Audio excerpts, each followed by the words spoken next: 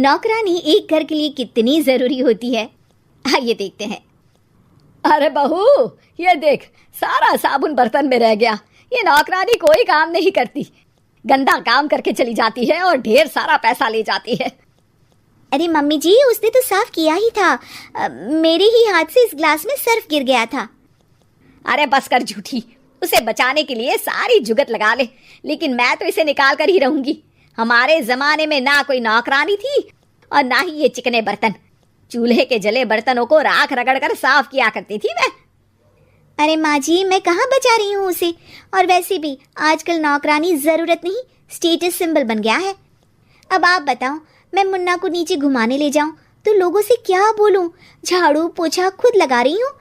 लोग सीधा यही पूछते हैं कि कौन सी नौकरानी काम कर रही है तेरे घर पर। अरे बस कर, ये भी कोई बात होती है? मम्मी जी, आप नहीं समझेंगी। शाम को नौकरानी घर आकर काम कर ही रही होती है कि सास को कहती है, माँ जी एक बात बोलूं, बुरा न मानना।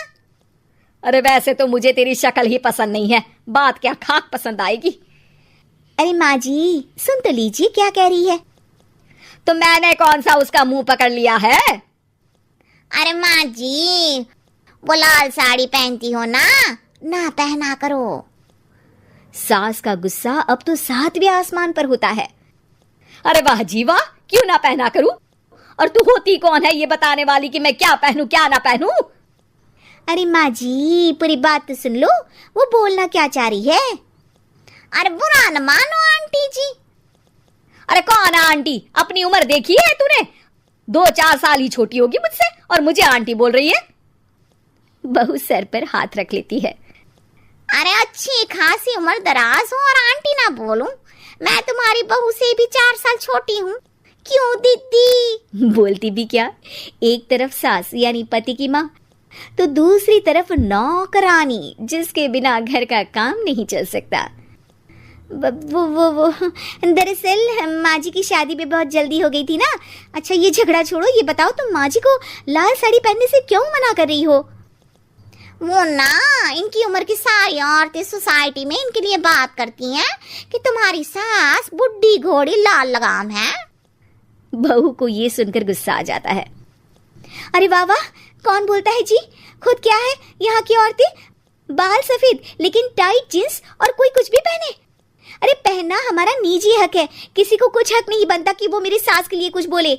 मैं आज ही जाकर माँ जी के लिए लाल जींस लेकर आऊंगी, फिर देखो कोई क्या बोलता है। अरे चुप लाल जींस।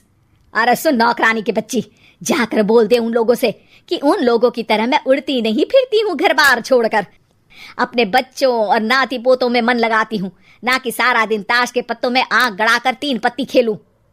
नौकरानी वहां से चली जाती है। वैसे बहू, नौकरानी के क्या फायदे हैं ये तो पता नहीं, लेकिन सबसे अच्छा तो ये कि पता चल जाता है कि कौन किसके लिए क्या बोल रहा है। सोसाइटी में तेरा नौकरानी रखने का इरादा बिल्कुल ठीक था।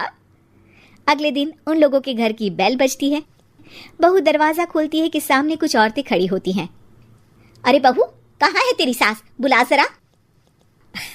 अरे बहन जी, आप सारी एक साथ आइए आइए, कैसे आना हुआ?